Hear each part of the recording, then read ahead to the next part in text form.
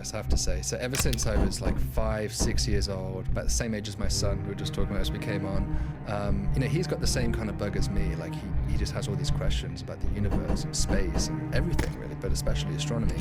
And so I was like that. And I remember getting this book that my parents bought me, and it was an annual of the planets, and it had, a page all about Jupiter and all of its moons, and then Saturn with its amazing rings, and it had even more moons, and the size and masses of these things was just mind-blowing. I just couldn't believe what was out there and how large and vast the universe was. So I really caught the bug. I got into science fiction a lot when I was a teenager. I was watching all the Star Wars, Star Trek stuff, loved all that kind of stuff. And then when I was at high school, I remember my high school teacher said to me, you know what, you should, here's some physics books. I would, maybe look into particle physics and quantum physics and stuff like this. So I started to read books on that. I got hooked into that world. I kind of left astronomy, did my degree in physics, and then towards the end of my degree in physics, I came back to astronomy because there's so much left to discover. I think in physics, we often get the feeling, at least I had as a student, that to make progress at this point requires billions and billions of dollars. It requires huge teams, hundreds, thousands of people, and you will be, accredited down there as like the 5,000th person who contributes to this. And some people get a kick from that, but I'm more, maybe entrepreneurial, and I like doing things by myself and driving something forward. In astronomy, you're never going to run out of stuff to discover. There's 100 billion stars just in our own Milky Way. There's only 10,000 astronomers on planet Earth. So each of us has millions of possible star systems that we personally could just have as our own star systems. There's only 10,000 of you in the world right now. Professional astronomers. Wow. Yeah, professional. Interesting. Yeah. And is there a community where you guys all get together? Like, is there the annual convention when everybody gets together and meets each other, or no? Yeah, there's a few different organizations like the International Astronomical Union, IAU. That's the organization which famously demoted Pluto. And that's probably its most famous thing that it ever did. And people still have a lot of hard feelings about that. And then there's also the American Astronomical Society, the AAS, and that has about 3,000, 4,000 astronomers who regularly attend that meeting. And so I'll probably be there in January. There'll be a meeting. What do you guys do when you guys are together? We just hang out and nerd out of our space. Is that literally what it is? No, we just geek out. Yeah, we could bring our lightsabers. No. I wish. No, we share our results. We're like, here's the latest cool thing that we've been working on. There's just a series. It's like kind of exhausting. It's a series of 5-minute talks. 5 minutes, 5 minutes, and you get just bombarded with all these new discoveries, and then you just on the plane home, you're like, whoa, like all this new stuff that I've just learned and discovered, what am I going to spend the next year working on? This is like amazing, all this stuff happening, but it's a lot to digest. There are so many people working there. Is it more coming from a place of, oh my God, this is so awesome, I got so much more to learn? Does it ever get to, whoa, if that actually happens, that's pretty bad? And let me find out a little bit more about this. Which one is it? Is it more the childlike excitement to learn? Or does it ever get to a point of, this just got serious? A bit of both. I mean, yeah, sometimes you'll hear a talk that will kind of scare you. I mean, especially if it's about the politics or the financial situation in astronomy or something like that, because we'll have those talks at these meetings as well. There'll be people talking about the NASA budget or the cost overruns of missions, and that can be pretty scary, quite frankly, because our careers and progress is ultimately linked to the funding to these organizations. Other times it's something kind of terrifying or thought-provoking. You've had Avi on the channel before, Avi Loeb, and he's been talking about how Oumuamua, this interstellar asteroid, or at least we assumed it was an interstellar asteroid, he was saying, well, maybe it's something else. Maybe it's actually an alien spacecraft. And look, the first time you see that, part of you wants to kind of like think, hold on, that's ridiculous. But if you actually think about it a bit longer, you might be kind of terrified by that prospect and think that's actually something that's very disturbing. Let me really think about it. And I think we owe it to people like Avi, as controversial as that idea has been, to give it due process and due thought. And when we have these new ideas, they shake things up and they force us to move forward. So yeah, those are actually kind of the most interesting talks. So at this point, I was looking up what percentage of the universe hasn't been explored and, what we don't know about. You'll see the number 95%. We only know 5%, right? And in the ocean, they'll say 94%. We don't know. 6% we know. So those two numbers are relatively around the same thing, right? So if we don't know 95% of it, we only know 5% of it. Yeah, can you zoom in on that? We only know 5% of the universe. Remaining 95% is still a mystery, an unknown universe of new particles and force awaits discovery. Okay, if that's the case, where are you at with, if there's another living aliens out there. How do you process that? Are you more from the community of saying, no, I don't think there's anything there. I think it's just what people want. They want that to exist because it's exciting, it's exhilarating. That means all these movies, Alien, E.T., Phone Home, these things are real. Guys like this exist. Or you're like, nah, I hate to kind of be the bearer of bad news. There's really nothing like that out there. Well, where do you stand? Let's just say first about this number, this 5% number or 4% number here. So that's actually talking about the fraction of normal matter in the universe, what we call baryonic matter. So that's the same kind of thing that desks made out of, you and me are made out of, protons, neutrons, atoms, electrons, things like that. But the other 95% is dark matter and dark energy. So that's what it means by that statement. But even that's not true, because we don't know about 5% of even all the normal matter.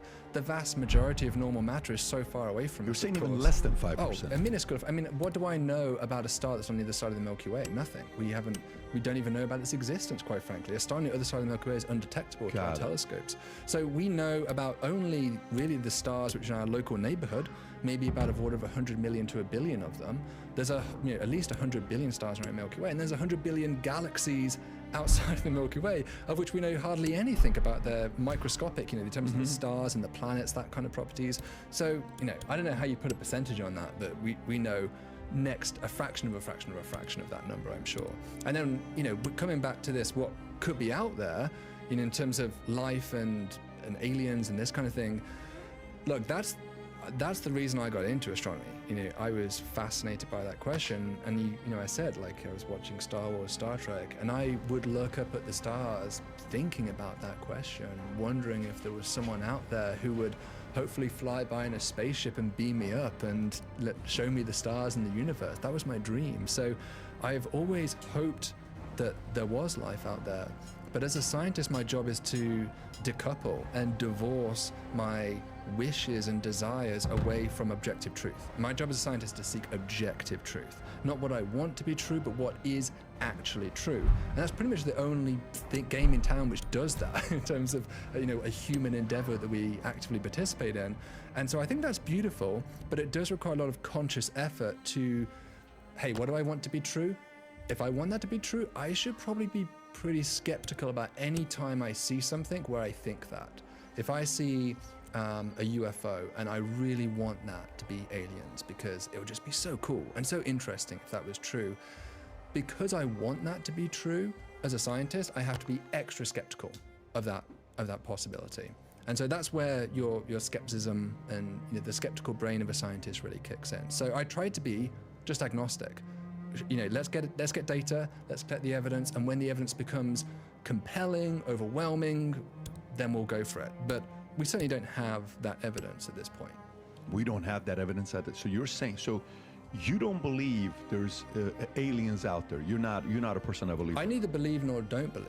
It's just I want to do the experiment. You want to know or not know. That's what you want to know. Yeah. Okay. Have you? How much research have you done speaking to people who claim they've seen? Have you spoken to others who have? And when you have, what do you ask them?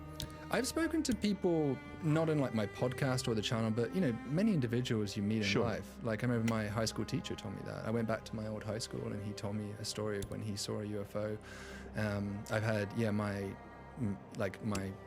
sister and sister's fiance at one point was telling me stories of UFOs he'd seen. So I've had many people, because I'm an astronomer, they think maybe I'll be able to debunk this or explain what's going on, but I can't. I mean, you can't take a first-hand story like that and explain it. It's just not enough information. I mean, I don't have any equipment to observe or go back. So out of your 10,000 peers who are other astrophysicists or astronomers, out of that small community you're part of, what percentage of them are convinced there are UFOs out there?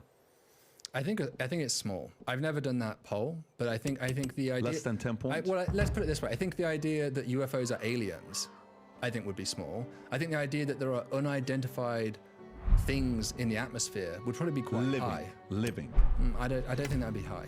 But it depends what you mean. If it's a drone, is a drone living? If it's a Chinese drone, no, do we that's count not that? living. Nope. Yeah. So I think if you're thinking about something that's truly extraterrestrial, I think the fraction is quite small. That people believe that what we are seeing is truly evidence of aliens. Is there another planet that's very close to Earth, kind of like us, where there could be a civilization? Yeah, I mean, the closest star system to us, Proxima Centauri, actually has a fairly Earth-like planet around it. We don't know quite how Earth-like it is, but if it's called Proxima b. Proxima Centauri b is the name of the planet. It's only a little bit larger than the Earth, and it's in the right distance away from its star that it could have liquid water on its surface. But that's about all we know about it. We just know basically its size and how far away it is. And how do you get there? What's the freeway exit on this? Like, is there this is 4.2 light years away. Yes, that's a long ways route. That's not Delta Airlines or United. Well, there is an attempt to go there. So there's a project by Yuri Milner, who's a Russian billionaire. He lives in Silicon Valley now, and he's actually trying to get all the tech gurus in Silicon Valley together and scientists together to try and fund a mission called Breakthrough Starshot. I think he's put in $100 million of his own money so far into this. So he's serious. I mean, this is the biggest investment I've ever seen in something like this. Comparable to the moon. How far is this comparable to the moon? The moon is a few light seconds away. I think like 2 light seconds away, something like that. And this is 4 light years away. So it's 4 years divided by 2 seconds. So far, far, far, far further away.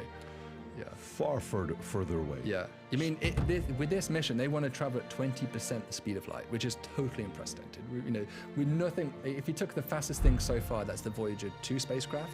It would take Voyager 2 about 10,000 years at its current speed to get there. They want to get there in 20 years, right? So that's a huge speed up, a factor of 500 speed up. So to do that, you can't have a vehicle like a conventional space shuttle or a spacecraft that someone would sit inside. It will be like a nano chip, like a tiny, tiny spacecraft that will weigh like just 1 gram. It'll be stretched out into a tiny thin sail. There will be just maybe 20 or 50 atoms across, incredibly thin.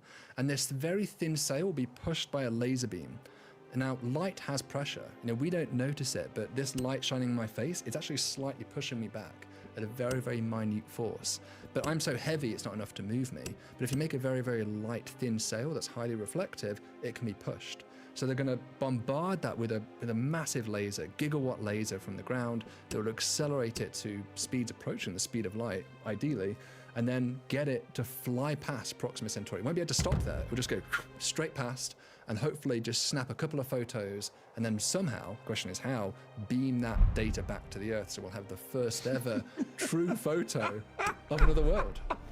So this is not a person or group of people, as that are gonna live in a whatever spaceship for 20 years to go there, see what it looks like, and either stay or come back. That's not the case. We wish we could do that, but no one really knows how on earth you would do that. That's just complete science fiction. We don't have any propulsion system that could possibly get humanity to another star system in our lifetime. Okay, so as of right now, how much do we know about this? What's it called? Yeah, what is it? B. I want to say the name right. Proxima Centauri b. How much do we know about it? Precious little. It is around a very strange star, but also a very common star. So the star is actually the most common type of star in the universe. Is called an M dwarf, and this is what this star is. It's in a triple star system called the Alpha Centauri system. There's Alpha Centauri A and B, which are pretty close to each other. I think they're sort of the orbit of Jupiter around the sun away from each other. And then there's Proxima, which is really far out on a very wide orbit around this binary star system. And then this little star, it's very diminutive. It's about, I think, 1/8 the mass of the sun, so a very small star. You can't really make stars that much smaller than this, else they wouldn't even be stars anymore. They'd be failed stars. So it's one of the smallest stars you can have. And around this very dim red star, we find this little planet, Proxima Centauri b. We think there's actually additional planets in this system. There's probably a planet, we call the first planet that was discovered planet B, and then we go up the alphabets. The next one's C and D, and I think there's evidence for a C and a D at this point. Astronomers are still arguing about the reality of those two, but it looks like a multi-planet system with an Earth-like planet in the habitable zone, and that's about as much as we know. We don't know much about its atmosphere, we don't know about its surface, we certainly don't know about life on it. People have searched for radio signatures. They've beamed our most powerful radio telescopes and listened. Do we hear a communication? We don't see anything. It's completely silent as far as we can tell. So as far as we can tell, it's just another Earth. And probably there are a lot of Earth rocks out there. These stars, we have worries about them as being possible habitats for life, even though 3/4 of all stars in the universe are like this type of star, these red dwarfs. 3/4. Most stars in the universe are like this guy. We're the freaks of the universe living around a sun-like star. I always think that's wild. People don't realize that. Like we live around a single star system, not a binary star system. That's already kind of odd. About half of all stars are in binary star systems. And then on top of that, we live around a yellow star, sun-like star. Only about 10% of all stars look like our own sun. And the other 75% of them, there's a big bracket below that which look like these guys, these M-dwarf stars. These stars are amazing. They live for trillions of years. Our sun's on the way out, only has about 1 billion years left, and then the Earth will be uninhabitable. Whatever we do with climate change, whatever we do to the planet. How much do we have left? Less than 1 billion years. We have less than 1 billion years. Yeah, so the sun will not engulf us at that point. I think people normally think the sun's going to gobble up the Earth. That won't happen for about 5 billion years. But way before that, the sun is increasing in power. So its luminosity is growing gradually over time. It's already increased by 30% in the last 4 billion years. So it's already been growing in power significantly. If it gets much more powerful than it currently is, it'll tip us out of the habitable zone altogether, irrespective of what we do on this planet, human beings. So even if humans are long gone, Earth will still be pushed out of the habitable zone in about 1 billion years. So when that happens, maybe Mars might become habitable for a short while as the sun continues to warm. But it really is kind of an end point, you might think, to life in this solar system. Whereas these stars, these M-dwarf stars, they can go for trillions of years. That's far older than the current age of the universe. And so I think it's a mystery. I call this the red sky paradox. How come we don't live around one of these stars? There's more of them. They seem to have more Earths around them, as far as we can tell, than sun-like stars, and they live far, far longer. So that seems like they've got everything going for them. And therefore it's kind of interesting and perplexing as to why when we look up in the sky, we don't see a red sky, as I call it, like the red star. Let me ask you, how do you know these stars live for trillions of years? That's a good question. So obviously, no one's empirically observed that to be true because the universe is only 14 billion years old, 13.8 billion years old. So we think this to be true based off our understanding of stellar theory. We certainly know when stars eventually die, so stars like the sun, it will eventually become a white dwarf star. Stars which are more massive will become black holes or neutron stars. And so when we look at all the dead stars that we see out there, we can kind of figure out how heavy it used to be before it died. And we know that there are no red dwarfs which have ever died yet. We don't see any stars which look like the remnants of a red dwarf star. So certainly we know for sure they live for a very long time. The reason why we think they live for a very long time is because their luminosity is so, it's like the candle that burns half as bright burns twice as long. Candle that burns half as bright burns twice as long. Yeah. Okay. Right, because there's a certain amount of wax. Makes sense. There's a certain amount of fuel. Right. And if it's only, just a tiny little flame on Makes there, sense, yeah. it's going to take a long time to churn That's a through good visual all to of be that thinking fuel. about. Yeah. So these stars, they actually have a huge amount of mass. They're about 10% the mass of the sun, so they have a huge amount of hydrogen to burn through, but their luminosity is not 1/10 of the sun. Their luminosity is like 100th or even 1,000th that of the sun. So they're very, very dim, and because of that, they take a long time to burn through their fuel. They're also extremely efficient. Unlike the sun, they have convection all the way through into their core.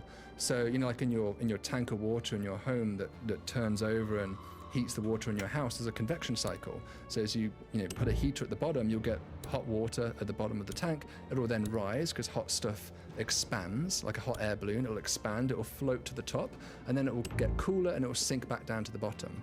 Now in the sun, that doesn't happen. That only happens basically at the very top of the atmosphere.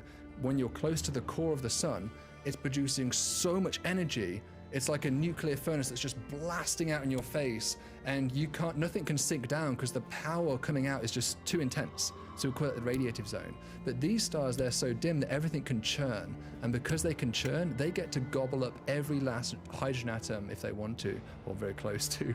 All the hydrogen in the star, they can use over time. So that's why we think they should last for trillions of years. So if we rely on the sun, what do they rely on? Well, the planet around the red dwarf, you mean? Yes. For their energy source, they would just have to be closer to the star to get enough energy. They would have to be closer to the sun? To their sun. To their sun. Yeah, which is this red dwarf star. So that's why this planet is actually much closer in than Mercury is around the sun. It's very, very Proxima Centauri b. How many suns or red dwarf planets, how many of those are out there? In the Milky Way, there's about 100 billion stars, and there's about 3/4 of those, so 700, 0.75 of that is essentially 75 billion red dwarf stars we would estimate to be in the Milky Like Way. a sun. Yeah, but they're not all catalogued. We just think that like the sun, there's probably about 10 billion. Oh, like the sun, there's 10 So let's say billion. 10 billion suns, Yeah. 75 billion red dwarfs. But to be clear, we haven't catalogued all those stars. Those are just estimates. So right now, when we look out, what do you call it? When you're sitting outside and you're looking out what are the tools you guys use? Telescopes. Telescope. Yeah. How far out is the most advanced telescope today? In terms of how far out can it see? How far out can it see? You're probably talking about JWST for that. So JWST, the James Webb Space Telescope, is this, NASA's latest toy. That's the one? Yeah, it's the successor to the Hubble Space Telescope, launched a few years ago. I myself am using it in October, which I'm very excited about. You've never used it before? Not yet. Okay. What's special about it? It's massive. It's 6.5 meters in diameter, so it's the largest space telescope we have. It's also an infrared telescope, so instead of seeing invisible light, it sees in heat, essentially. And the beautiful thing about that is it can penetrate through dust. So visible light gets blocked by dust, and in space there is a diffuse cloud of dust that kind of obscures your vision. But if you look in infrared light, you can just peer straight through it and go all the way to the other side of the universe. So this thing is seeing galaxies which are in the process of forming. And so we are seeing galaxies that are of order of 100, 200 million years old, which is, that's 0.1 billion years old, and the entire universe is 13.8. So this is a tiny, tiny fraction. I guess the furthest we can see back in total is actually not from this telescope at all, but would be what we'd call the cosmic microwave background, or CMB. That's a useful thing to check out. If you can Google that, you'll see this this beautiful picture of like dots, which is again like there we go. So this is taken in millimeter and radio wavelengths. And this is light, which has traveled for 13.8 billion years and is just reaching our telescopes, the light that you're seeing in this image. And so it left it's whatever was emitting it was basically a cloud of dust and material when the universe was 380,000 years old. So this is the oldest light we can see. It's actually impossible to see light before this point, because before that point, the universe wasn't transparent. It was opaque. Before this point, there were no atoms. So protons and electrons were not bound to each other. And so light just couldn't even travel through the universe before that point. So it's never possible to see light before that point. Why is this important to astrophysicists? Oh, this is a hugely important image. It teaches us about the origins of the universe. It's one of our strongest evidences for what we call, essentially the Big Bang Theory, the origin, understanding how much dark energy there is, dark matter there is. A fascinating thing about it is that it's so homogeneous. And that has been it was a puzzle for a long time. So these little differences you see in the image, if you scroll down a tiny bit there on that image, they're tiny. So this whole thing, all the light is about... What's the red represent? Hotter regions, and the blue is colder regions. So the yellow is whatever intermediate. In between. Okay, yeah. got So it. this whole image is about 2.7 Kelvin. So very close to absolute zero. Very, very cold light that you're seeing here. When it was emitted, it was very hot light, but simply the expansion of the universe itself has cooled it down over time. Now, the differences here are tiny. I can't remember the exact number. We're talking like millikelvin, microkelvin differences between these regions. And those hot regions, they're slightly denser, and the blue regions are slightly colder. And so these differences, the over-densities, are what gave birth to galaxies. If this was completely smooth, and we didn't see any differences here, then you wouldn't have stars, you wouldn't have galaxies. It's the fact that you get slight over-densities in different regions. This is shown what? This is shown all of the galaxy? Or what is this shown? That's the whole universe. That's the whole universe? That's the whole sky. That's the whole sky? Yeah. And okay, so... That's the whole universe in a single image. Just so if that's the case, what's the end? What do you is mean by there the an end? Because the way this shows, there's an end to a universe, no? There's no end. This is a wraparound image. So this is like your full sky. You imagine like you do like your 360 camera. But is there an end? We don't think so. As far as we can tell, the universe just goes on and on and on in every direction. So it does seem, we can actually measure from this image, you can actually measure the curvature of space itself. And so an open question is, if there was a wraparound universe, you could travel in one direction in a spaceship and you'd eventually come back to the same position. So the universe could be like a big sphere, like the Earth is, like a big sphere but in like a hyperspace kind of dimension. Now, when we look at this, we don't see any curvature. As far as we can tell, the universe is completely flat, very, very, very flat. Now, that is consistent with a universe that just goes on forever and ever in all directions. Perhaps there is an end like this table has, like it We just don't suddenly know. cuts off. We don't know. But we don't see it. Okay, As got far it. as we can tell, everything we can see, it just goes on and on and on. So let me ask you a question. This telescope I just looked at, is it true that the cost to make it, Rob, I sent you a link, was $10 billion? Yeah, unfortunately, it was when it was first projected to be built, it was I think $500 million. Ended up overrunning by a factor of 20 in cost and 16 years in launch date. 16 years it took to build it. No, it took longer than that. It was Launch date. It was originally supposed to launch 16 years prior to when it did launch. Got it. So it was massively set back, both in terms of cost and Who gets data. to use this? Who gets to go? Anyone. You could use it. So you can write a proposal to NASA. There's a cycle coming up October 25th, I think the date is coming up. You just, if you want to, you just Google, if you want to, JWST Cycle 4. That's what to search for, JWST Cycle 4. And then you can write a proposal. Yeah, call for proposals. Click that, and it has instructions for what you can do to write. Anyone in the world can write a proposal. And what are they looking for to say yes to you? They're looking for compelling science cases to try and use the telescope to do something that only that telescope can do.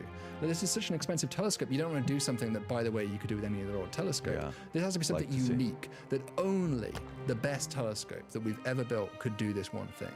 That's why we're using it in October to look for exomoons, which has never been found before. We think these will be the first things. These are moons orbiting planets like Proxima Centauri b.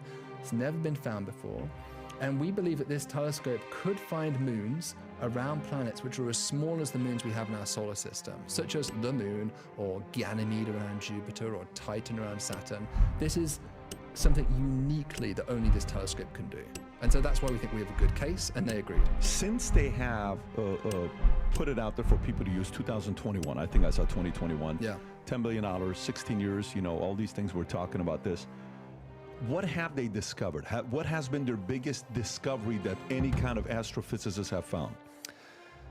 There's been a huge, it's hard to know where to begin with. It depends on which field you're talking about. But I think some of the most newsworthy things people have been talking about have been the discovery of these galaxies and black holes in the very, very earliest points in the universe. So JWST is like a time machine, as we kind of already alluded to. You're looking at light which has traveled for billions of years to reach your eye. And so some of that light is 13.7 billion years old.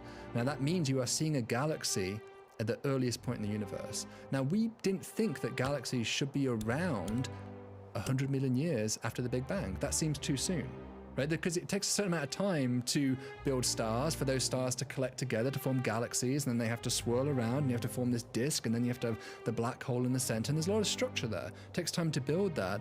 But we are discovering galaxies in these images that JWST are capturing. They sort of shocked us because we just didn't expect these things to form as fast as they did. And similarly, there's detection of black holes, which are very massive objects as well. That takes time to build a black hole, right? You can't just have one star collapse and make a giant black hole. The biggest black hole you can make that way is probably like 10 times the mass of the sun. But we are seeing black holes that are millions of times the mass of the sun. So the only way those could form is the combination of stars coming together, smashing together and forming by coalescence these giant black holes. And we're seeing those in these images as well through quasars. So those are challenging us. We're trying to figure out, like, did we screw something up in the theory? Is there some new processes we don't understand? And I think that has been, that's what good science is. It's like challenging existing theory and proving that maybe there's something else out there we haven't thought of. Got it. So, and you guys are going when? You said what month? October. So October, we're coming up so pretty 2 soon. months. Are you excited about it? Is it I'm like so exhilarating or? It's pretty wild, right? Because I'm going to look up into the sky. This thing's actually not even orbit of the Earth. Where's it based at? It's orbiting the sun. No. Where is the actual telescope at? Yeah, it's orbiting the sun. It co-orbits the sun along with the Earth. So there is a position. It's kind of, imagine the sun and then the Earth, and then behind the Earth, there's a gravitational well called... So it's in space. It's in space, called L2, Lagrange point 2, and it lives in this little gravitational well. It's about 4 times further away than the moon is. So this is 4 times. Yeah. That's why it was expensive. That's why they took $10 billion Who to paid do for it? Who funded it? It was mostly funded by the US taxpayer. Yeah. So we funded it. Yeah, but okay. ESA contributed as well, and the Canadian Space Agency contributed as well. But it was primarily NASA. Mostly from NASA. Yeah. Okay. And so where do you go to be able to use it? You have to go anywhere. You just tell them what you want to do. You write a program, you write a proposal, and then you work with the engineers. They give you the findings? They give you the data. So the way it works for us is you get to ask how long do you want to hold onto the data privately for. The maximum is 1 year because it's US taxpayer money, so you can't hold on to it forever.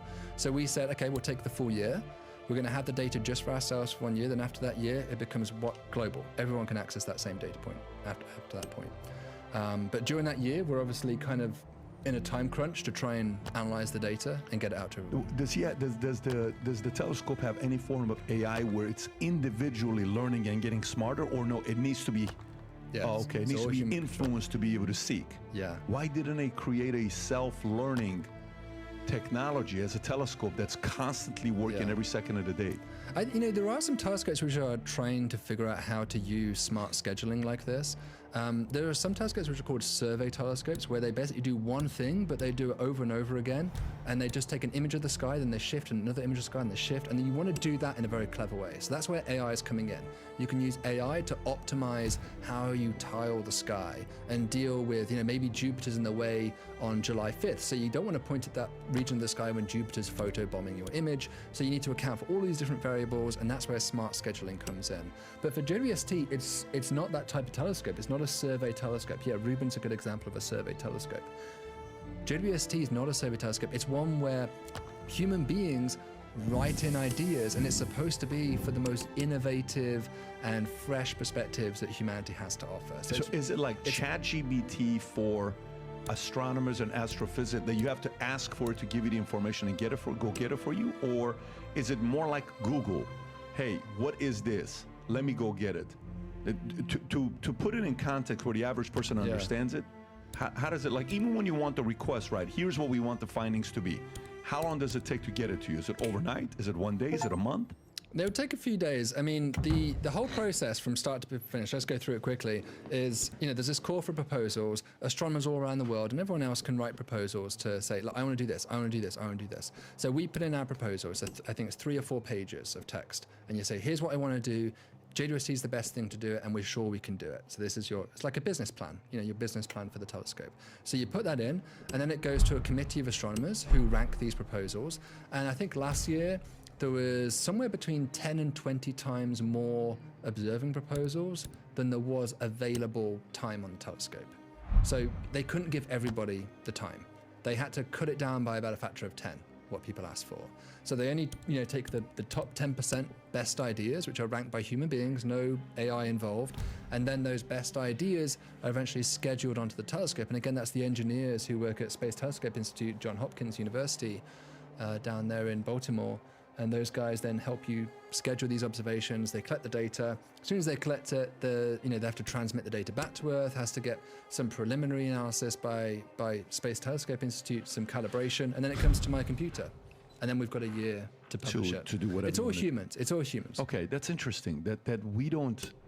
That is so weird to me that we are in this season of technology, of being able to make videos with your face and your audio and your voice, and it's so much technology that's self-learning, continuously getting smarter and smarter and smarter, that this is waiting for us to feed it to get smarter. So maybe, when did they start building this? How long ago was it when they started? You said 16 years ago?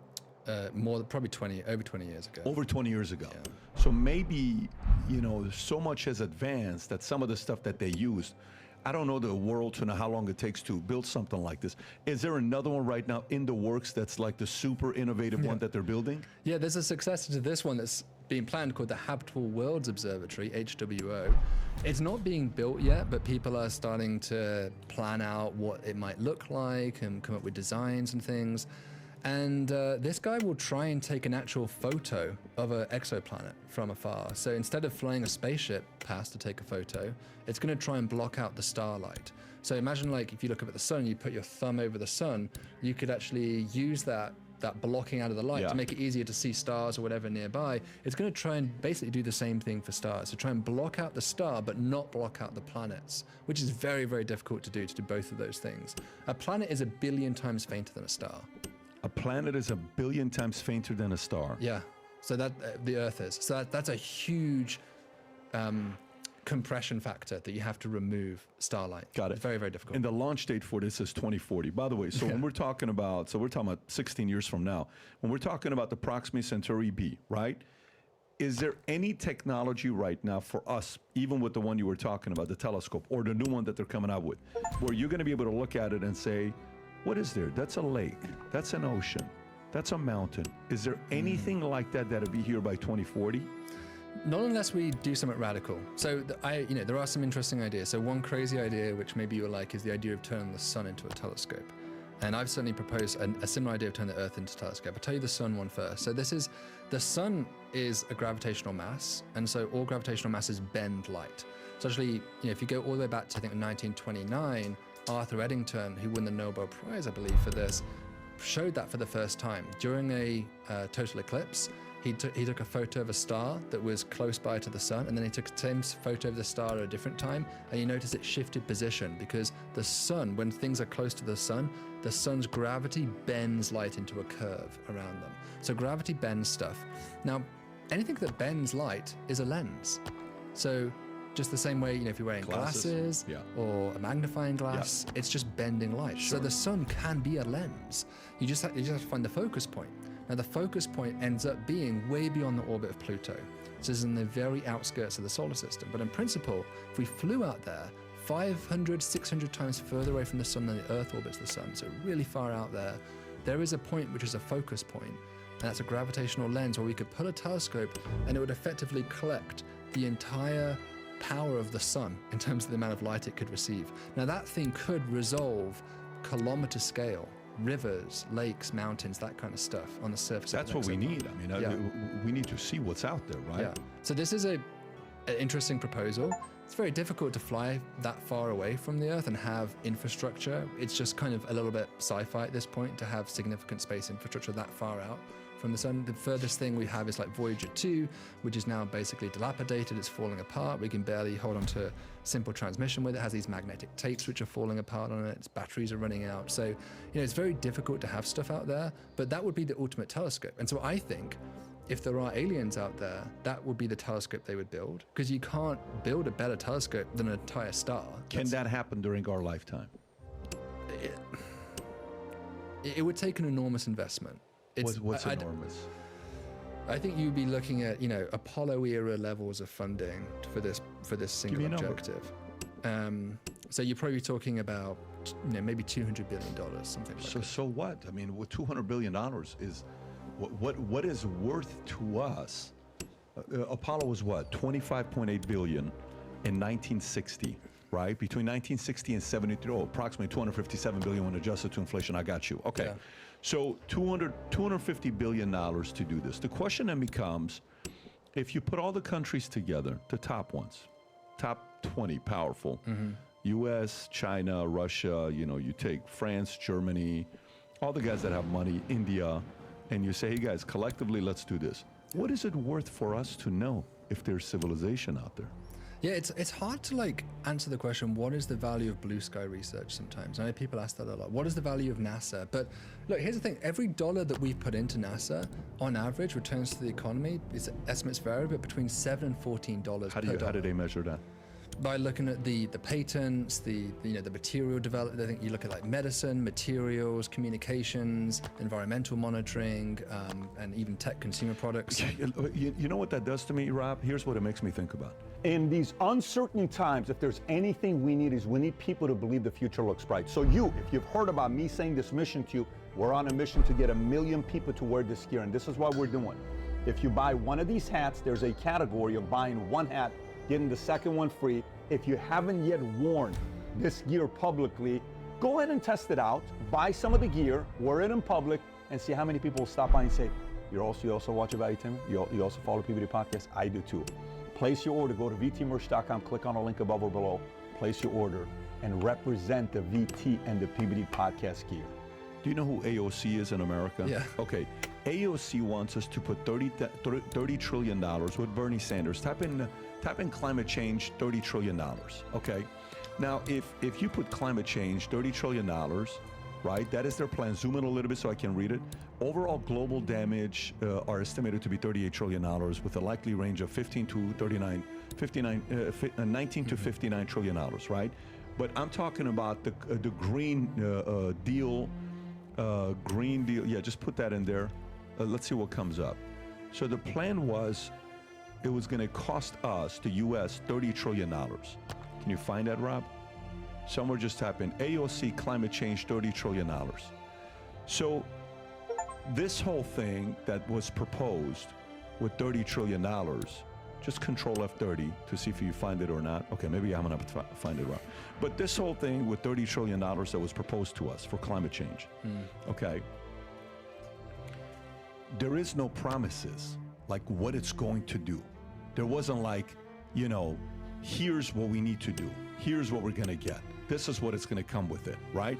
There was nothing like that. It was a lot of, you know, wishy-washy promises of what it is. But if you sat there, and I'm telling you, you told the taxpayers, hey guys, let me tell you what we're going to do. Would you like to know once and for all if there is civilization out there? You want to know if there's aliens? Guess what? No more Area 51. No more anything like that.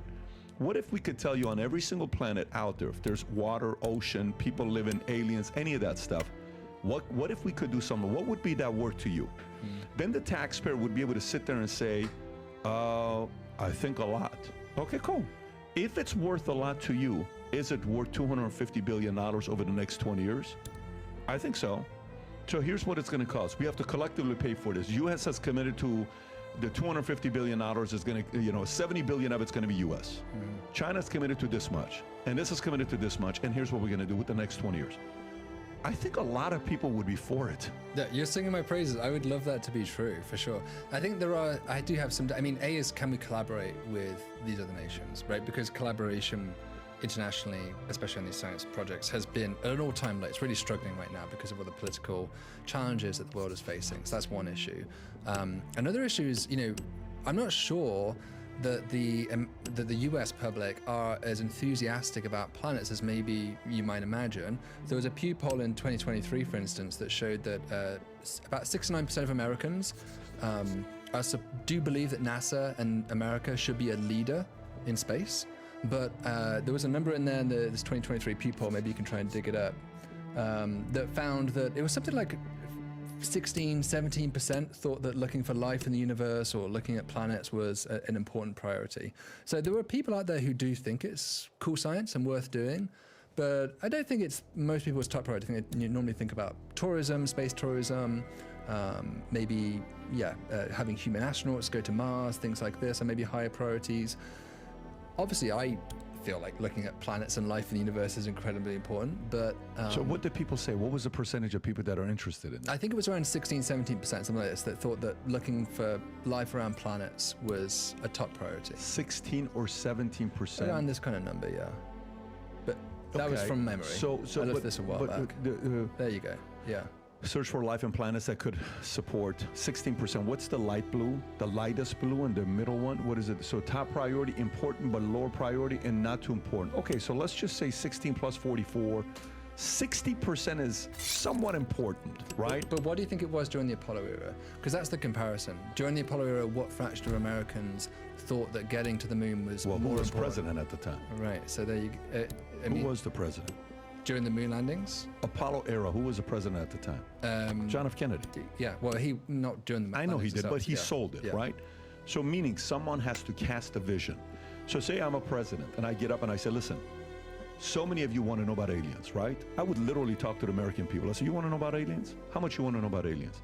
All of you guys are interested in Area 51.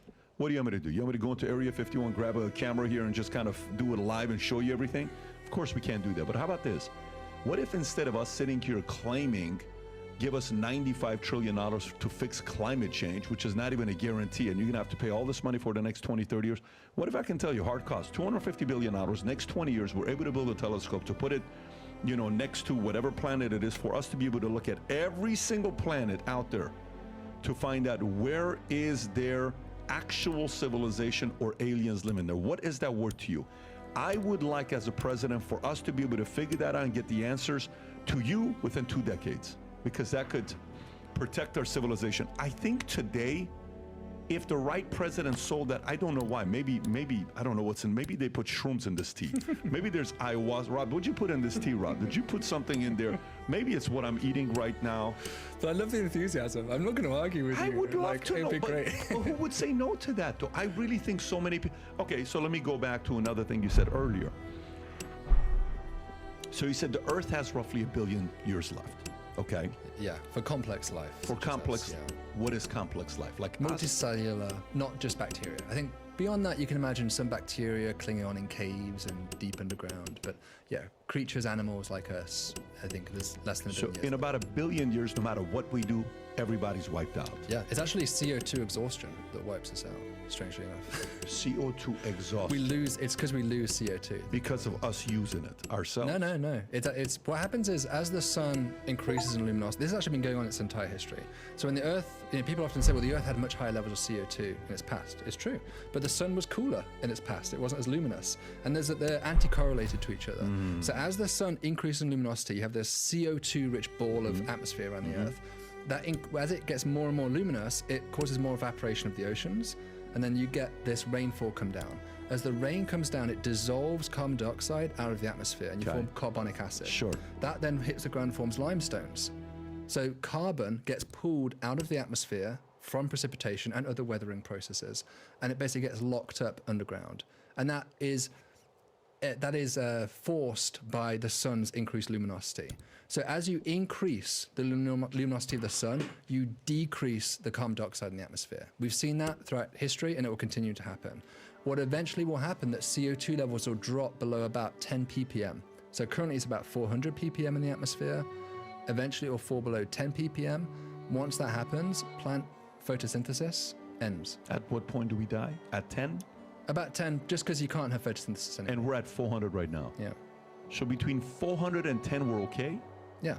Well, plants are okay. It's not really so much us, it's just you can't have plants. If you can't have plants, you can't have us. Okay, and then the sun. When you look at the articles, you'll read articles saying the fact that the sun's got 5 billion years left, right? I mean, it says, when will the sun die? And you'll kind of pull it up, and there's a bunch of different articles written about it. Here's what will happen when our sun dies.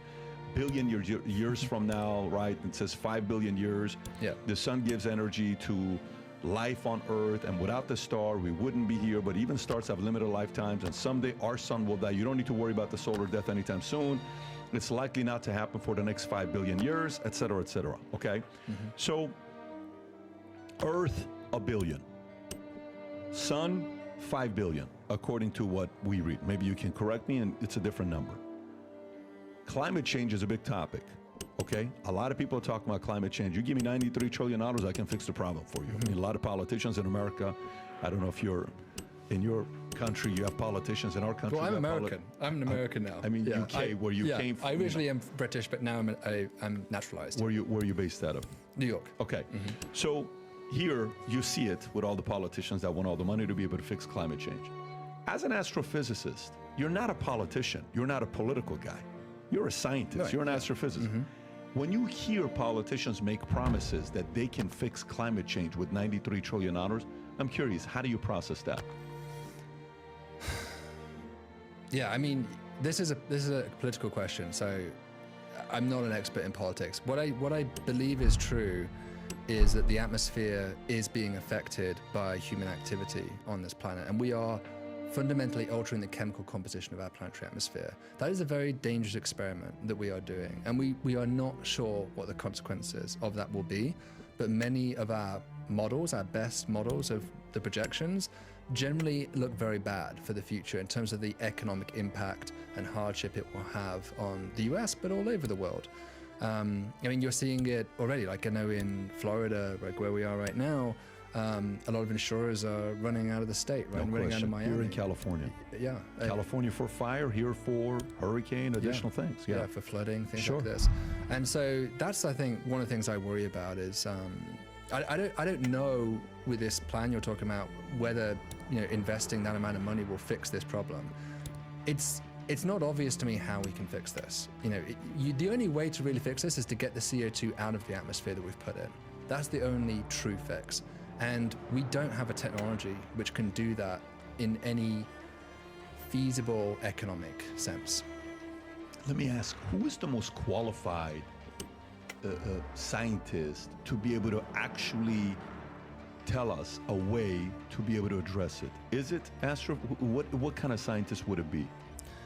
I mean, we have an office just around the street from us called NASA Goddard Institute for Space Science, NASA GISS, and one of the directors there, Gavin Schmidt, is a good friend of mine. Our kids go to the same school. He's the director of that institute, and they do all the analysis of the measurements of Earth's climate and the temperature, and they make projections about how the temperature and the sea level and hurricanes and things like this will change over time. So this is where you can, if you go to this website, NASA GISS, you can actually grab all the data from any measuring stations they have. You can grab the data and look at it yourself, look at the trends, look at the global trends, sea level, whatever you want to look at. And their models, obviously a lot of the models that they're using are informing, I assume, some of the policy that you're talking about. And so I think, I've had Gavin come onto my podcast and talk about some of the work he's been doing, but he's not really thinking about solutions. This office is not an office which is planning, like, here's a mitigation strategy. They're just collecting the data and telling you what's likely to happen and what's currently happening. But in terms of mitigation, I think that's where you're seeing both politics and even some corporations start to come in and add their own inventiveness of how to solve this. So you've got things like direct air capture. These are these giant wind turbines that are trying to suck air out of the atmosphere and pull the CO2 out. And people are trying to innovate and think of how to do this. But none of these technologies, at least for my money, are anywhere near the level needed to reverse, if you want to go back to pre-industrial CO2 levels, you're talking about using basically 100% of the Earth's entire electricity supply for the next, until the year 2050 continuously, even assuming you had 100% thermodynamic efficiency machine. So it's just ludicrous, but it's so far, I did a whole video about this, it's so thermodynamically, we can't reverse the damage we've done at the atmosphere. We can't. Right now, with our current technology, it's fanciful that we could ever get back to pre-industrial levels with the limitations of our current energy supply. So let me qualify what you just said, and correct me if I'm off. Yeah. One, you're saying civilization has negatively impacted climate change. One, you're saying that.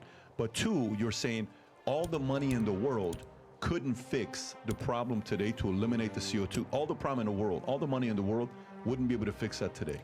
I think if your version of fix is reverse the damage truly and pull the CO2 out, then I don't think we can fix it. What you're saying, that is the only way to fix it. That's what you're saying, though, right? I think our best bet at this point is try to mitigate. Preventative? Like, you can't. There's going to be pain, but how painful do you want it to be? It's going to be pain whatever at this point. I think there's just no way around that. It's going to be painful. That. What do you mean by that? You can, there's these different scenarios. So you talk about like RCP scenarios, or like these climate projections, and there's like RCP 3.5, 4.5, and the worst case is 8.0 that I've seen. And these are projections as to, like, I think 8.0 is like the business as usual. Like, you basically just don't give a damn about the environment and you just keep like doing whatever the hell. Yeah, 8.5, you just do whatever the hell you want to the atmosphere and burn as much coal and oil as you possibly want. So I don't think that's very realistic that we're going to be on that scenario. But even already the 4.5 and the 2.6, which have pretty serious consequences for the planet. Yeah, even those, I think we're struggling. I think we're not on brand for. I think we're already diverging away from those scenarios in terms of our impact. And these are going to have, I'm not sure what the numbers are, but you're talking obviously trillions of dollars, as you said, of potentially damage to homes, to businesses, to the economy. That's what I worry about. I don't worry about this as an existential risk. I think people sometimes think like humanity is going to be extinguished by climate change. I don't think that's likely to happen. I just think we're going to make our lives a hell of a lot harder, and the economy is going to really struggle under the burden of so much damage happening to our buildings and in our lifetime. Yes, I think so. And certainly in my lifetime. Yeah, I expect that to happen. Yeah. Okay. It's already happening. I think you're seeing. But you're saying if we go the way we're going right now, you're saying we're still going to be around for 1 billion years. That's what you're saying. The Earth will be. The Earth will be. Will we be around? And life will be. I don't think humans will be around. Why not?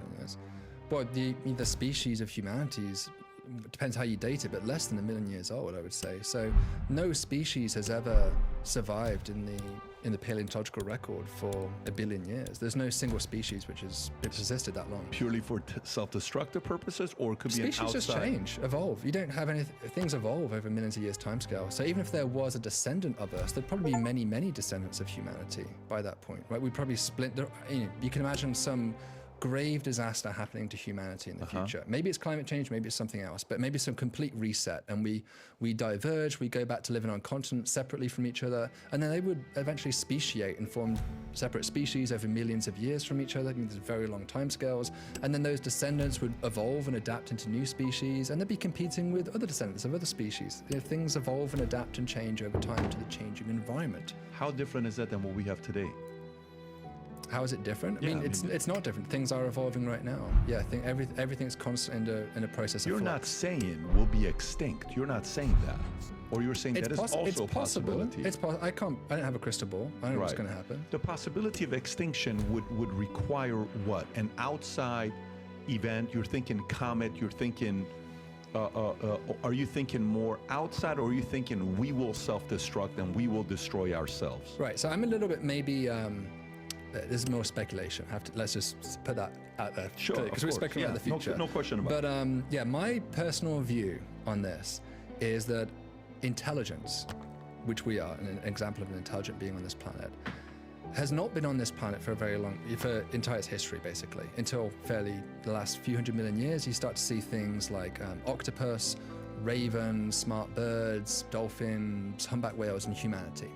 All of us are intelligent species. Now, it seems like if you go back 600 million years ago, everything was basically single-celled on this planet at that point. So you have these major transitions that happen in Earth's history. Now, my kind of crazy tinfoil hat theory, and I'm not an evolutionary biologist by any means, but my crazy tinfoil hat theory, more from an astrobiology perspective, is that intelligence bestows survival advantages, clearly, because we've dominated this entire planet through our intelligence, not through physical strength by any means. And therefore, anything that bestows an evolutionary advantage will persist. Maybe it won't be humanity, but other species will continue in some form to have intelligence. And so that's really interesting. It means that even if it won't be us, I think there will be intelligent creatures on this planet that will go through probably periods of rising and falling of civilization over the next billion years. Now, that's pretty interesting because it means, there'll be people one day going back to the moon. Maybe it's like an octopus or a squid or a bird or a raven, some descendant of those, landing on the moon and seeing the Apollo landers and thinking, this is pretty wild. There must have been some kind of ape that, look at these footprints, some kind of ape that was walking around on the surface of this thing. We are not the first ones here. And maybe they'll actually, struggle to get to the moon because we've burnt most of the oil in the ground. And they're thinking, hey, where's all the uranium gone? Where's all the oil gone? Why is it so hard for us to get an industrial age going? It's almost as if someone was here before us. And so, yeah, I do think intelligence will persist. And that gives me a lot of hope when I look for alien life out there, because if you're a pessimist and you think nuclear war's around the corner, or we're going to extinguish ourselves through climate change, whatever it is, then maybe you put humanity's lifespan at maybe 1 million years or a few thousand years for technology, something like this, which is a blink of an eye in cosmic timescales. It's nothing. And therefore, when we look out for aliens, if they're the same as us and they extinguish themselves so quickly, it's hopeless. We're never going to find anyone. But if intelligence just keeps popping up, it goes down a valley, then it comes back up, and it rises and falls, just as evolution has shown us in the past, then that gives me some hope that we might detect something out there if intelligence really is a persistent phenomena. And so I kind of like to think of intelligence as an infestation. Humanity, I think, could be an infestation in a sense, not in a sense that I'm comparing us to a rodent and we're some poisonous thing to this planet, but that we're very difficult to eradicate. We're on every continent, we're in every environment you can imagine on this planet, we are there. We have buildings, we have structures, we have farming, and we adapt to those environments and we thrive in them. And I think to totally remove humanity from this planet, I don't think it's possible. I think we're gonna persist. But it will be descendants of us, and they'll adapt and evolve to new conditions, because that's what biological evolution tells us will happen. It'll be descendants of us? Yeah. Yeah. But that's not anything out of the ordinary. No, of course not. We Yeah, are that's descendants not of somebody. Yes. We are descendants of somebody. And we are different from our ancestors in the sense, biologically. Sure. Yeah. Biologically? Tell me what you mean when you say biologically. Well, just the size of our head is significantly larger than it was 1 million years ago. Why do you think it was? What's your reasoning for it? I mean, we know that to be true, obviously, Why, from though? collecting Why? skulls. Yeah. Why? Why? Because it most likely provided an evolutionary advantage through natural selection. Got it. So having a larger brain gave you an advantage that meant you could outcompete the next tribe over, right? Because you could build better traps and There you was a could guy in the army. capture more food. There was a guy in the army wearing 8.5 hats. He did not have an advantage. I'm not gonna lie to you. I remember this guy, and we had a nickname for him. And won't say it, but at that time, you would always give him a hard time. But man, we were 7.25, 7.5. This guy was 8.5. He was legit, but wasn't good at math. Wasn't good at a lot of things. So, okay. So Elon Musk, okay, he wants to, you know, he's a humanist, right? Yeah. Colonizing on Mars. He's a very smart guy, okay? This is not a guy that's just, you know, have 3 shots of tequila and says, hey guys, I'm gonna go colonize, you know, and I'm gonna have life on Mars, right? For somebody as smart as him to say something like that, what are his hurdles of that becoming a reality? You know, Mars is a very hostile environment to live on. I mean, it's much harder to live on Mars than it is Antarctica, put it like that, right? Antarctica has an atmosphere that we can breathe. That's the most obvious basic thing. Its temperature is actually similar to Mars. It's not that different from Mars, the temperature in Antarctica to Mars. So the temperature is very similar, but Antarctica is covered in ice, so you've got plenty of water. So you have access to water, you have breathable air. All you really have to do is wear a coat and some protective gear and you can survive in that environment. You're not going to survive in Mars under those same conditions. You know, Mars is a place that has no surface liquid water, as far as we can tell. There's ice on the polar caps, but how much we don't truly know. It doesn't have, even the atmospheric pressure is so low that it would kill you, let alone the lack of a breathable atmosphere. And on top of that, it lacks any, you know, there's no boat that can come and save you. Like if you need, you know, infrastructure to be delivered or water or supplies to be delivered quickly, it's just totally inaccessible. It's going to take 18 months or something to get the next care package delivered. So it's going to require, you know, it's going to be the greatest survival challenge for humanity. When you hear him say that, what do you think? I think it's I mean, yeah, it's some of my colleagues kind of think it's ridiculous and think it's just totally crazy that we'll ever do this. I've always felt like it was, if someone wanted to spend their own money to try and do it, like all power to them, let them try and do it. I get the philosophy. The philosophy is, as long as we're all on planet Earth, we're at risk. Because all it takes is one giant meteor or one nuclear war or any, you know, whatever cataclysm you want, and we're all gone. And so if your objective is to preserve the species, then it totally makes sense that you would want to have a second base, and whether that base be on the moon or Mars. I don't really have a strong opinion, but I think there are definitely advantages on Mars because it's a higher surface gravity. It does appear to have a bit more water. The temperatures, you know, there is some atmosphere at least, whereas the moon has no atmosphere at all. So I think but it's further away. So that's another challenge to how do you actually get there in the first place? How do you actually service it and have infrastructure go back and forth? But I think it's a cool goal. I don't want to live on Mars. I mean, like I said, would you want to live in Antarctica? Like if someone said, do you want to live in Florida or do you want to live in Antarctica? I don't want to live in Antarctica. And I certainly don't want to live in a place that's even worse than Antarctica, which is Mars. So I have no desire personally to live on Mars. It'd be cool to visit for a week, but it's so far away you can't really do that. So I don't know, all power. If someone wants to try that, go for it. And you know, people are lining up coast to coast to be the first astronauts to Mars. I think if you put out a call for astronauts for Mars, there'd be no shortage of volunteers who'd be willing to end their life on Mars if that's what it took to go there. And you need people like that to push the envelope. I just don't want to do it myself. And that's where it's like you have to divorce maybe how you feel about something versus someone else putting their life at risk. Do you have any desire to go into space or no? I'd love to go to space, yeah. I'd love to do a cruise in orbit, see the Earth from space. It's been a dream of mine since a kid, but only as a paying probably tourist, I expect that to happen, and I would be okay with that if it became, you know, something where you could spend, I don't know, $10,000-$20,000, go up, do a few orbits.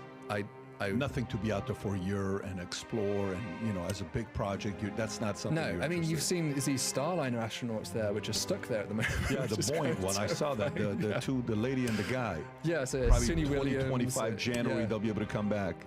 I know. Well, they're probably stuck there till February. It looks like at this point, which is stranded in space. NASA doesn't see the Starliner astronauts that way. NASA doesn't say. They don't like that word. Yeah, but I think they are kind of stuck there for the moment, unfortunately. Yeah, but they seem pretty chill about it. They don't seem like. Well, they're trained for that. They're trained. So let me ask you this question. So, do you think man landed on the moon? Yeah, 100%. Oh, you're saying 100%. Tell me why you say 100%. Because we can see from, you look at imaging of the surface of the moon. So you have like these orbiters which are currently going around the moon. Again, you can download the data. Anyone can download the data, this NASA public data policy that we have. And you can download that data and you can see the tracks of the rovers, of the astronauts as they drove around. And you can line them up to the video footage of them driving around the surface. You can see the landers, you can see the infrastructure that was left there. There's even mirrors that were put on the surface of the moon. It's called the laser ranging experiment.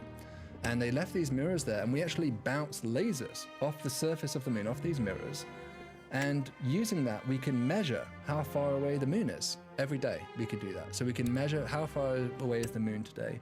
And we've been doing that for the last few decades. And as a result, we know that the moon is receding away from us at about 1 inch per year, about 4 centimeters per year.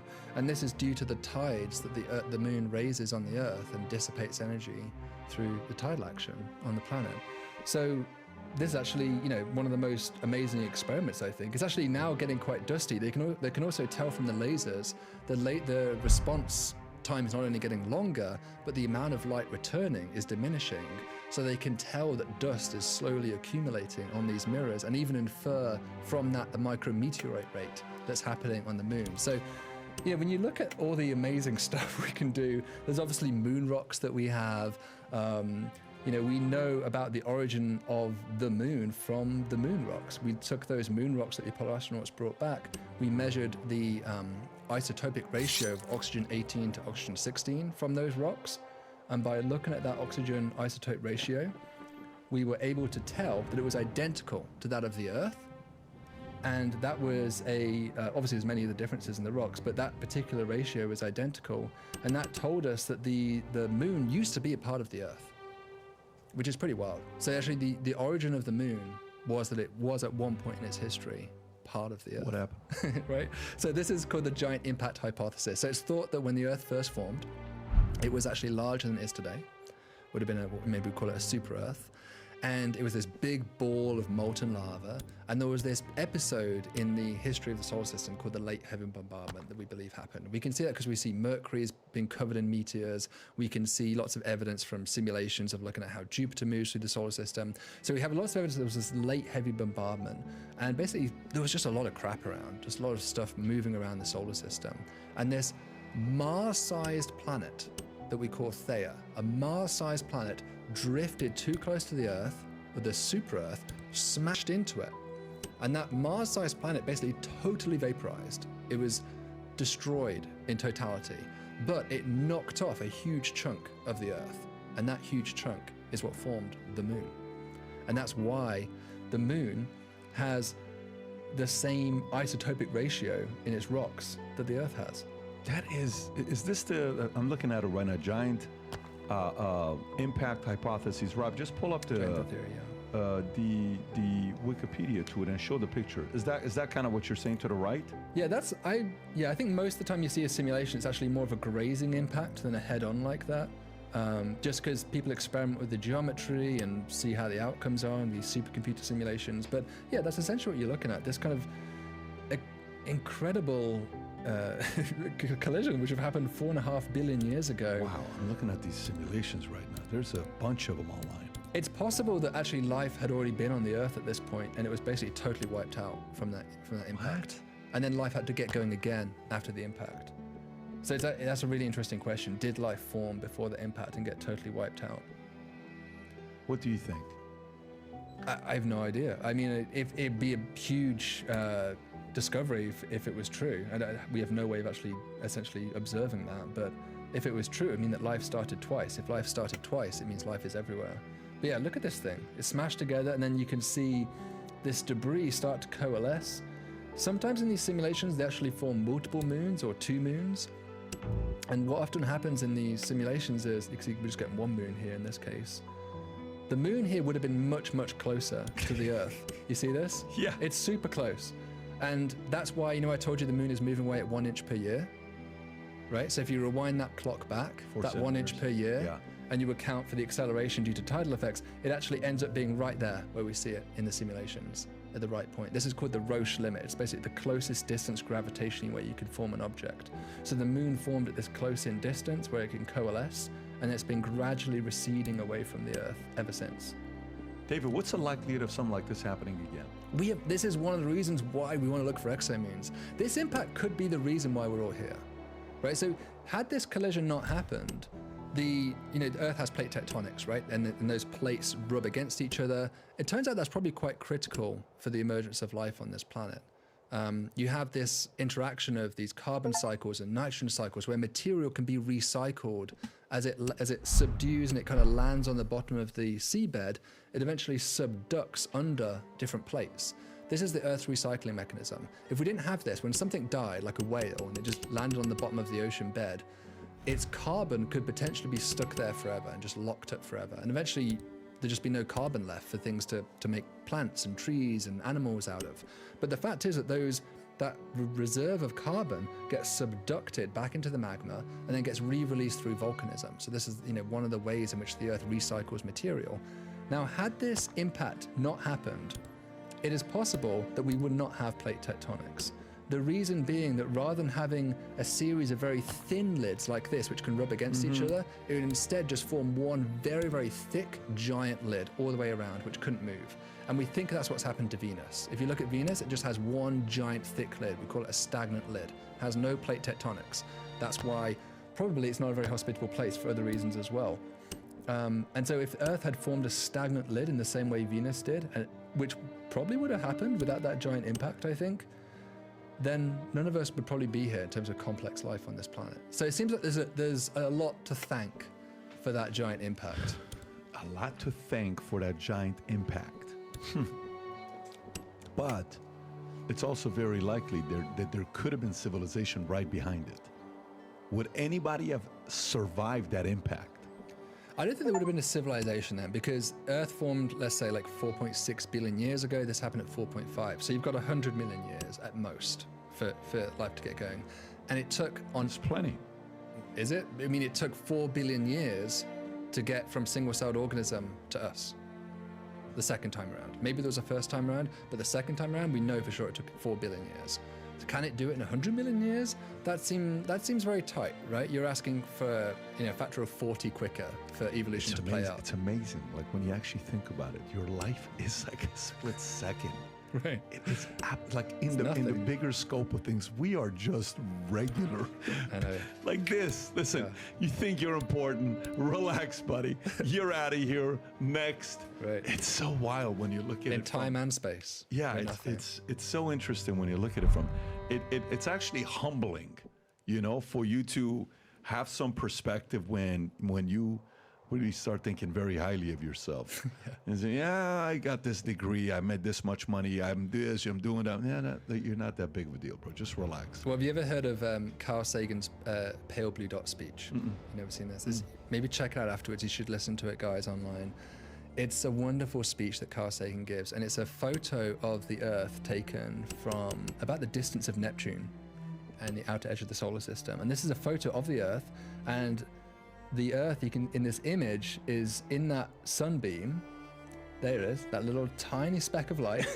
That's the Earth. And he says, he's beautifully eloquent, and he says, every person who's ever lived, every general, every religious leader, every lover, every child, every grandparent, everyone you've ever known, everyone you've ever hated, everyone you've ever loved, everyone lived on that tiny speck of light suspended in a sunbeam. And that's what we're all fighting over, right? In these wars, we're fighting over a fraction of a dot. That's what we're fighting over. And just the madness of it, when you look at it from a cosmic perspective, is baffling. And that's why I love astronomy. It is said to be the ultimate humbling experience. How about, I know again, you're not a geologist, but how about again, the worries about some of these volcanoes? Like when you think about, the volcano in, Rob, what's the name of it? In Yellowstone. Yellowstone, right? Yeah. What's the name of the volcano? There's a name for the volcano. The caldera. The caldera, right. How about the caldera where you know, it has erupted 3 times. I think one of them was 2.1 million years ago, 1.3 million years ago, and 640,000 years ago. And we're overdue for it to erupt again. And every time it erupts, like some 80% of America gets destroyed every time it's erupted, right? It's a bad day. Huh? It's a rough day when that happens. What is, you know, what is the influence with what we're experiencing right now? We're man-made. Like, we can screw it up for it to erupt once again. Do you think about I don't that think there's at anything all? we're doing that's affecting that. That's just going to do its own thing and go off. Whether you like it or not. Yeah, I don't think we have any control over that. It's frustrating, but there's no way we can influence that right now. But you know, the thing is with these, like, we're overdue. It's the same with meteors. People say, okay, we're overdue for like a dinosaur-killing asteroid at this point. But the thing is, we're overdue. If you go to the casino, right, you probably gambled and gone to Vegas sometimes and played a few hands, and you know the gambler's fallacy, right? So if you win, you know, if you lose a few hands in a row, or win a few hands in a row, you might think, well, therefore I'm due for the opposite behavior to happen at this point. Yes. Yeah, and that's a fallacy. Like, statistically, if I roll a dice and I get a 6, it has no bearing as to whether I roll a 6 next time or not. It's completely disconnected.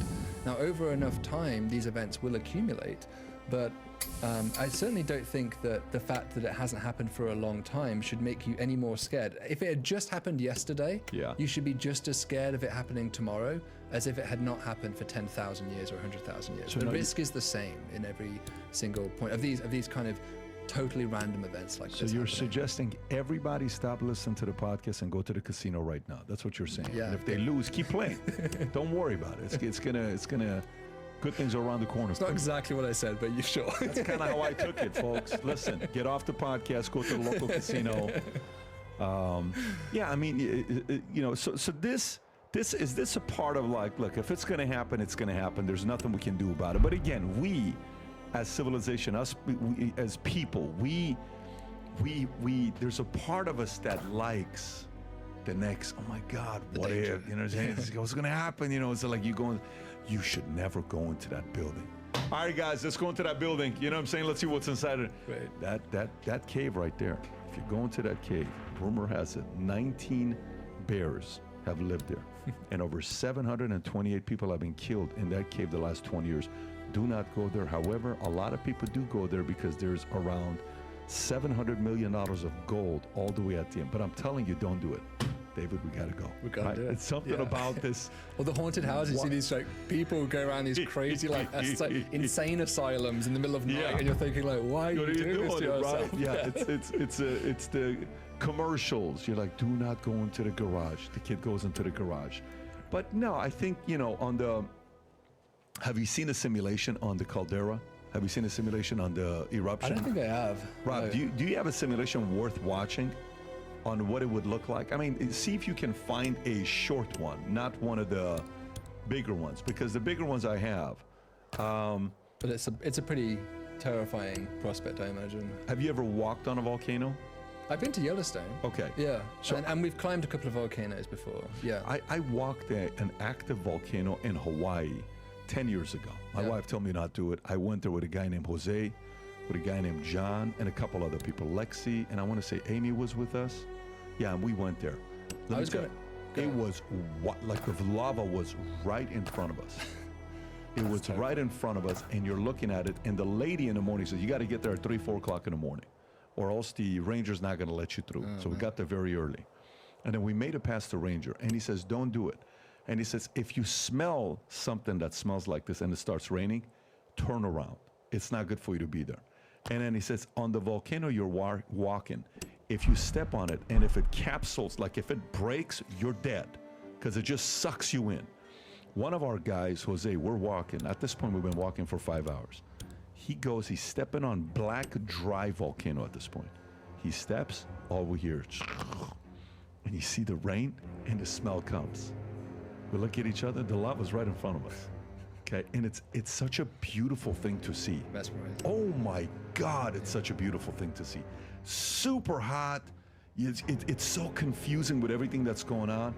And we said, guys, it's probably a good idea for us to just turn around to just get out of here. And that's exactly what we did. We said, let's make it. Did you find one, Rob, or not? Just play the second one right there. Sounds like walking on an icy lake, like we hear that. Yeah, exactly. Yeah. Not that one. The one below it, Rob. The one below the simulation, right? Is that the one you clicked on? Yeah, you can put this on 2.0. This is just an example of saying when it happens and you got to drive away. Look at that. It's like a nuclear bomb's gone off. Seriously. So now he's driving away. Right? And he He's gets catching bigger up, yeah. and bigger and bigger. And now it's chasing you. Oh my God. It's like a Dante's Peak, right? Is that Yeah, that's right. Dante's the movie? Peak. Yeah. Same kind of thing. I mean, that's this- Hollywood right there. That is Hollywood at the highest level, and you're seeing the explosives.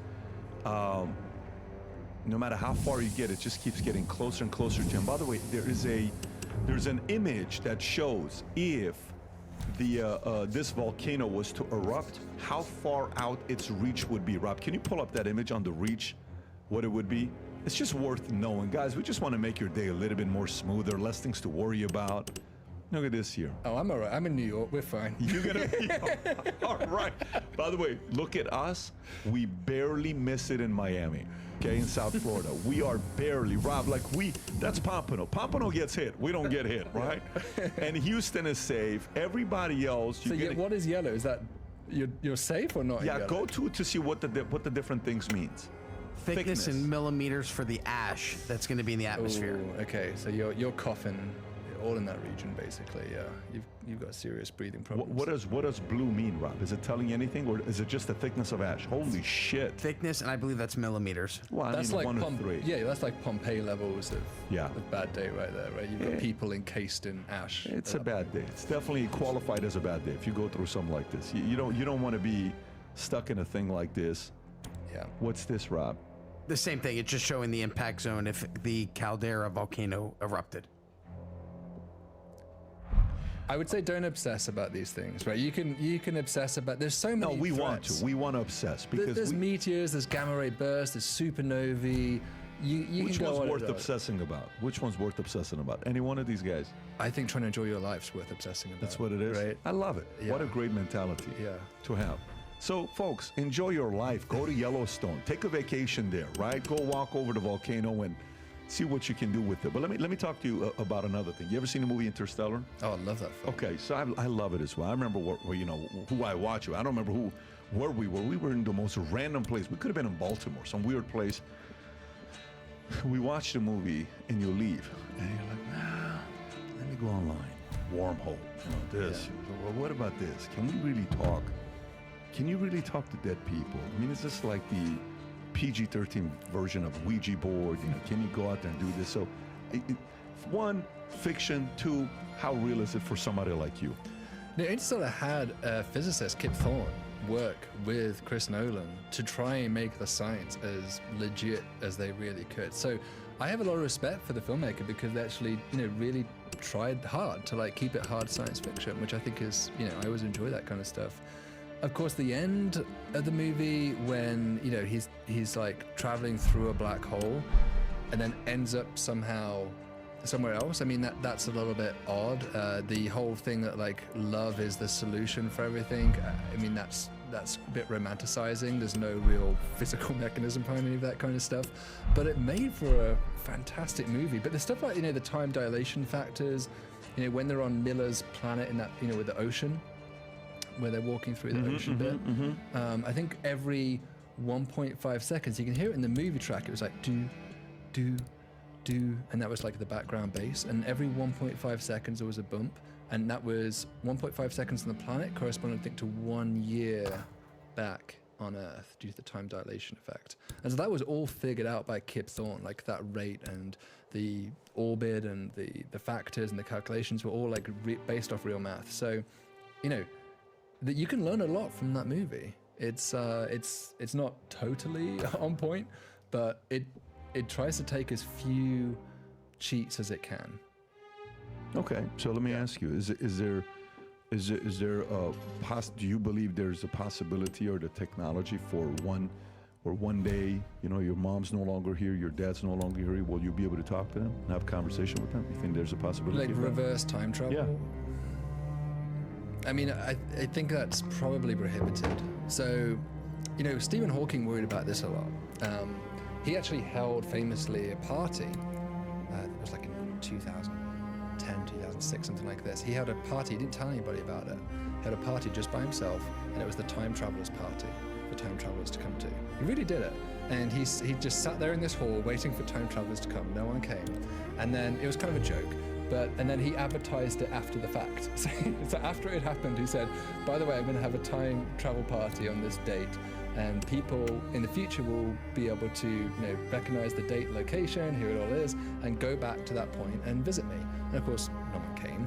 And he was kind of being a bit tongue-in-cheek with that. I don't think it was intended as a real scientific experiment. But I think his point was like, how come we don't see any time travelers? Like, if this was a legit thing, you'd think we'd see time travelers or evidence of it by now.